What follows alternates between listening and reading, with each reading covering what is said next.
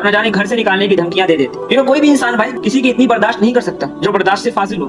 تو ہمارے والد ہمیں زیادہ نہیں برداشت کر سکتے. تو سوچئے اللہ تو ہمارے خالق ہے. ہمارے والد نے تو ہمیں صرف جنم دیا، لیکن ہمارے خالق نے ہمیں بنایا، ہمیں پیدا کیا، ہمیں اس دنیا میں بھیجا. ہمارے والد کے بھی خالق ہے اللہ، اس کل دنیا کے خالق ہے اللہ. سوچو ان کو کتنا غصہ آنا چاہیے کہ میں اس قابل ہی نہیں کہ میں اللہ کے سامنے جا کر 2 رکعت نماز پڑھ سکوں، اللہ کے سامنے کھڑا ہو سکوں، اللہ کے سامنے اللہ کے لیے سجدہ ریز ہو سکوں. اگر آپ لوگ اس ویڈیو کو دیکھتے سمے کوئی اور کام کر رہے ہیں تو خدا کے واسطے اپنے لیے کچھ سمے کے لیے وہ کام چھوڑ دیجئے، یا پھر وہ کام پہلے کر لیجئے، بعد میں اس ویڈیو کو اطمینان سے دیکھیں. الحمدللہ رب العالمین وبہ نستعین، اما بعد. جتنے لوگ اس ویڈیو کو دیکھ رہے ہیں ان سبھی کو میری طرف سے السلام علیکم ورحمۃ اللہ. ویڈیو کا تھمبنیل دیکھ کے تو آپ لوگ سمجھ ہی گئے ہوں گے کہ آج کا یہ ویڈیو کس ٹاپک پر، کس عنوان پر، کس موضوع پر بنایا گیا ہے. تو بالکل کہ لا تقنطوا من رحمت اللہ، اللہ کی رحمت سے ہمیں نا امید نہیں ہونا ہے، ہمیں اللہ کی امید سے کبھی بھی مایوس نہیں ہونا چاہیے. اس ویڈیو کو بنانے کی وجہ صرف ایک ہی ہے کہ آج کے دور میں بہت سارے مسلمان بھائی بہن ایسے ہیں جو یہ سوچ کر اللہ کی طرف رجوع نہیں ہوتے ہیں یا رجوع نہیں ہو پاتے ہیں. دل میں خیال بھی آتا ہے، پھر اپنے آپ کو ایک دم گرا ہوا سمجھ کر اللہ کے سامنے کھڑے ہونے سے ڈرتے ہیں. وہ یہ سوچتے ہیں کہ ہماری مغفرت ہی نہیں ہو پائے گی، ہمارے گناہ اتنے ہیں جو معافی کے قابل ہی نہیں. تو لہذا اسی کو دیکھ کر میں یہ ٹاپک آپ کے سامنے لے کر آیا ہوں. سب سے پہلے ہمیں جاننا چاہیے کہ اللہ رب العزت جو ہے کہ عرش کے اوپر اللہ رب العزت نے لکھا ہے ان رحمتی سبقت علی غضبی، کہ بے شک میری جو رحمت ہے یہ میرے غصے پر غالب ہے. اس سے ہمیں یہ بات معلوم ہوتی ہے، ایک تو یہ مطلب ہوتا ہے کہ ایسے انسان جن کے گناہ بھی برابر ہو اور جن کے نیکیاں بھی برابر ہو، ان رحمتی سبقت علی غضبی، اس سے یہ بات ثابت ہوتی ہے کہ اگر دونوں کا ٹکرا ہو جاؤ، گناہ کا بھی اور نیکیاں کی بھی 50-50% دونوں کا نکل آ جائے، تو اس ٹائم جو ہے نیکی گناہ پر غالب آ جائے گی، بھاری پڑ جائے گی اگرچہ برابر ہے. کیونکہ اللہ نے پہلے ہی کہہ دیا ہے کہ بے شک میری رحمت جو ہے میرے غصے پر غالب ہے. ایک تو یہ معنی نکل کے آتا ہے، اور دوسرا یہ مطلب نکل کے آتا ہے کہ اللہ جسے چاہے معاف فرما دے، اللہ جسے چاہے اسے معاف کر دے اور بغیر کسی کی پرواہ کیے ہوئے اسے جنت میں داخل کر دے، اللہ جسے چاہے. دوستو قرآن میں اللہ رب العزت نے ارشاد فرمایا قل یا عبادی الذین اسرفوا علی انفسہم لا تقنطوا من رحمت اللہ ان اللہ یغفر الذنوب جميعا انہ هو الغفور الرحیم، کہ نبی آپ میرے اس بندوں سے کہہ دیجئے جنہوں نے ابھی تک گناہ کیے، جنہوں نے اپنے اوپر ظلم کیا ہے، کہ اللہ کی رحمت سے نا امید نہ ہو. اللہ ہر گناہوں کو معاف کرنے والے ہیں، وہ مغفرت کرنے والے اور رحم کرنے والے ہیں. اس آیت کے نازل ہونے کا پس منظر یہ رہا کہ حضرت ابن عباس رضی اللہ تعالیٰ عنہ سے مروی ہے، وہ فرماتے ہیں کہ ایک مرتبہ کا واقعہ ہے کہ ایک مرتبہ آپ صلی اللہ علیہ وسلم کے دربار میں کچھ کفار و مشرکین آئے اور انہوں نے عرض کیا کہ اللہ کے نبی، ہمیں تو آپ کا دین اور آپ کا مذہب بہت ہی اچھا لگتا ہے، لیکن ہمارے گناہ اتنے ہیں، ہم نے اتنے زیادہ گناہ کیے ہیں، ہم نے نہ جانے کئی گھروں کو اجاڑ دیا، ہم نے نہ جانے کتنوں کو ناحق مار ڈالا، ہم نے نہ جانے کتنی بیٹیوں کو زندہ درگور کر دیا، تو کیا ان سب کے باوجود اگر ہم اسلام قبول بھی کر لیں تو کیا اللہ معاف کر دیں گے، اللہ ہماری مغفرت فرما دیں گے؟ تو جس کے تحت اللہ رب العزت نے یہ آیت نازل فرمائی، قربان جائے اپنے رب پر کہ جنہوں نے کتنے اچھے لفظ سے ان لوگوں کو بلایا ہے. کاش میں آپ لوگوں کے سامنے اس کی وضاحت کر پاؤں. ہمیں اس آیت کو سمجھنا چاہیے اور میں کوشش کروں گا کہ اس آیت کو ڈیپلی گہرائی کے ساتھ سمجھانے کی. اگر آپ لوگ اس ویڈیو کو دیکھتے سمے کوئی اور کام کر رہے ہیں تو خدا کے واسطے اپنے لیے کچھ سمے کے لیے وہ کام چھوڑ دیجئے، یا پھر وہ کام پہلے کر لیجئے، بعد میں اس ویڈیو کو اطمینان سے دیکھیں. اللہ فرما رہے ہیں یا عبادی، آپ سوچ بھی نہیں سکتے ہیں، آپ اللہ رب العزت کہہ رہے ہیں یا عبادی، اے میرے بندے. قربان جائیے اپنے رب پر کہ جنہوں نے اتنے اچھے نام سے آپ کو پکارا ہے.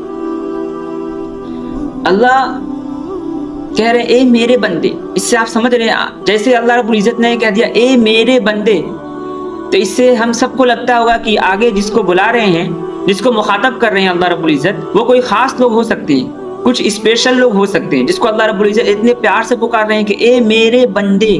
لیکن قربان جائیے اپنے رب پر کہ جن کو مخاطب کر رہے ہیں وہ کون ہے.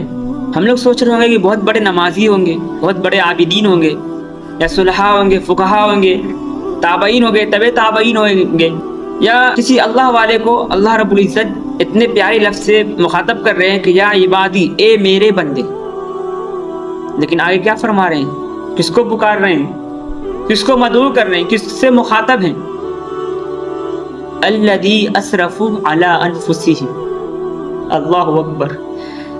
میں جملہ معترضہ کے طور پر ایک بات کہنا چاہتا ہوں کہ ایک باپ بھی اپنے بیٹے سے چاہے کتنی محبت کیوں نہ کرے, لیکن جب بیٹا کوئی غلط کام کرتا ہے نا تو ہو سکتا ہے باپ 1 مرتبہ 2 مرتبہ 3 مرتبہ معاف کر رہے, لیکن پھر بھی وہ سمجھانے کے باوجود بھی وہ بیٹا نہ باز آئے, نہ سمجھے, تو باپ آخر میں بےہودہ, کمینہ, نالائق, نکما, نہ جانے کون سے ورڈ سے ان کو پکارنے لگتے اور بلاتے ہیں, اور نہ جانے گھر سے نکالنے کی دھمکیاں دے دیتے. کیونکہ کوئی بھی انسان بھائی کسی کی اتنی برداشت نہیں کر سکتا جو برداشت سے فاضل ہو. تو ہمارے والد ہمیں زیادہ نہیں برداشت کر سکتے, تو سوچئے اللہ تو ہمارے خالق ہیں. ہمارے والد نے تو ہمیں صرف جنم دیا, لیکن ہمارے خالق نے ہمیں بنایا, ہمیں پیدا کیا, ہمیں اس دنیا میں بھیجا. ہمارے والد کے بھی خالق ہیں اللہ, اس کل دنیا کے خالق ہیں اللہ. سوچو ان کو کتنا غصہ آنا چاہیے, سوچئے ان کو کتنا غصہ آنا چاہیے. ان کی عبادت میں جو ہم کمی کرتے ہیں, نعوذ باللہ ہم جاتے بھی نہیں, جیسے نماز نہیں پڑھ پاتے ہیں, جیسا وہ ضبط کرتے ہیں اس طریقے سے ہم حق ادا نہیں کر پا رہے ہیں, تو ان کو کتنا غصہ آنا چاہیے. ہمارے باپ ان کو کتنا غصہ آ گیا, اور جو اس دنیا کے بنانے والے ہماری سانس تک کے مالک ہے ان کو کتنا غصہ آنا چاہیے. ان کو تو اور بھی زیادہ غصہ آنا چاہیے. لیکن اللہ رب العزت کہہ رہے ہیں میرے بندے قربان ہو جائیے اپنے رب کی. اللہ کس سے مخاطب ہے کہ اسرفوا علی انفسہم, کہ جنہوں نے پیدا ہونے سے لے کر آج تک کوئی بھی ایسا کام نہیں کیا ہو جس سے اللہ راضی ہو سکے. اپنی زندگی کے 1 سیکنڈ, 1 مومنٹ, کوئی ایک لمحہ بھی ایسا کام نہ کیا ہو جس کی وجہ سے اللہ خوش ہو سکے. اللہ کی عبادت 1 منٹ تک کے لیے بھی نہیں کیا. اللہ اس بندوں سے کہہ رہے ہیں اے میرے بندے. صحیح کہا گیا ہے. یہ سنتے ہیں نا کہ ماں سے 70 گنا محبت کرتے ہیں اللہ اپنے ہر بندوں سے. اس بات سے آپ سمجھ سکتے ہیں کہ ایک بندہ جب سے اس نے اپنی آنکھ کو کھولا ہے, جب سے ان کی آنکھ کھلی ہے, اس ٹائم سے لے کے ابھی تک پوری زندگی وہ اپنی گناہوں میں, برائیوں میں, فحاشی میں, بے حیائی میں, بدکاری میں, غیبت میں, چغلخوری میں گزار دیا. لیکن اس کے باوجود بھی اس کا رب اس کو اے میرے بندے اتنے پیارے لفظ سے ان کو پکار رہے ہیں. کہنا تو یہ چاہیے تھا اللہ رب العزت کو کہ یا ایھا المجرمون. اللہ کو کیا کہنا چاہیے تھا؟ یا ایھا المجرمون, یا ایھا الفاسقون, یا ایھا المعاصی. اس طریقے کے لفظ یوز کرنا چاہیے تھا اللہ رب العزت کو کہ اے بے غیرت, اے بدکار, اے جہنمی. لیکن اللہ رب العزت کی محبت پر قربان ہونا چاہیے ہم لوگوں کو کہ اللہ رب العزت کہ ہم لوگ نافرمانی کر رہے ہیں, گناہوں میں پھنسے ہوئے, اللہ رب العزت کے دربار میں ہم لوگ لوٹ نہیں رہے, اللہ رب العزت کی طرف رجوع نہیں ہو رہے. لیکن پھر بھی اللہ رب العزت ہمیں ڈھیل دیے ہوئے کہ آج یہ میرے دربار میں لوٹے گا, آج توبہ کرنے کے لیے آئے گا, توبہ کا دروازہ کھولے ہوئے. لیکن نعوذ باللہ ہم لوگ جانے کے لیے تیار نہیں, ہم لوگ اپنی زندگی سنوارنے کے لیے تیار نہیں.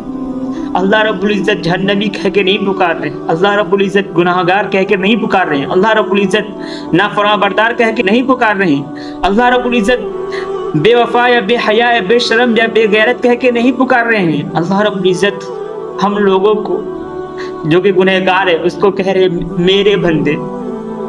اس سے بھی بڑی محبت کوئی کر سکتا ہے؟ اس سے بڑی محبت کوئی نہیں کر سکتا.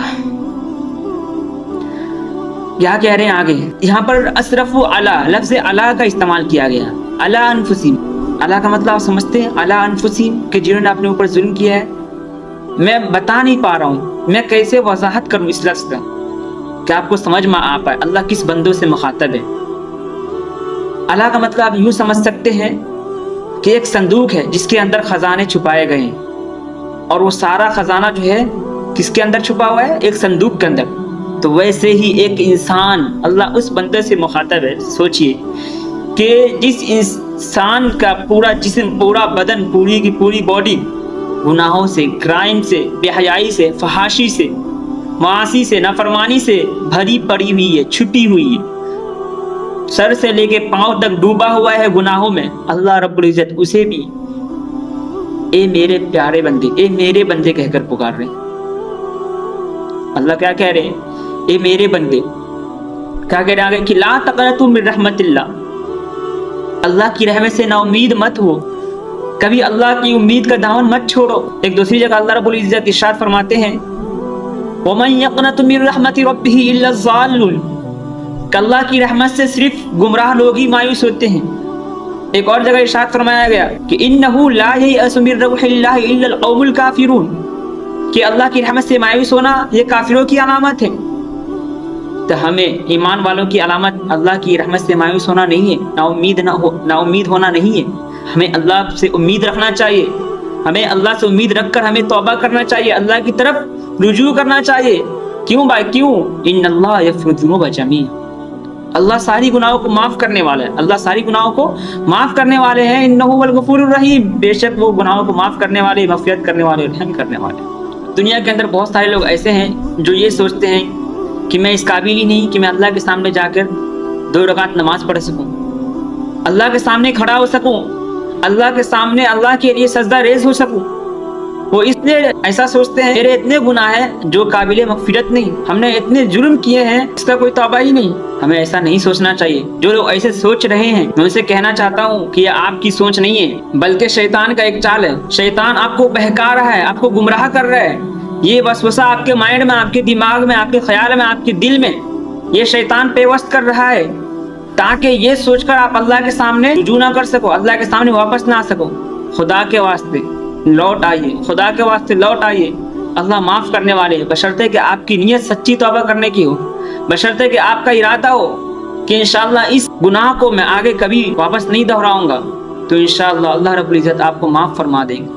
तो मेरे कहने का मतलब है हमें कभी भी अल्लाह की रहमत से नाउम्मीद नहीं होना चाहिए। कई जगह ये भी कहा गया है कि नाउम्मीदी कुफ्र है, ये ईमान वालों की पहचान नहीं है। हमें अल्लाह पर ईमान रखना चाहिए और हमसे जो भी गुनाह हुए हैं हमें माफ़ी मांगना चाहिए अल्लाह रब्बुल इज़्ज़त से। इंशाअल्लाह अल्लाह रब्बुल इज़्ज़त हमें माफ़ फरमा देंगे। आप लोगों से दरख्वास्त है कि आप लोग अल्लाह से तौबा करें और इंशाअल्लाह अल्लाह आपकी तौबा कबूल फरमाएंगे।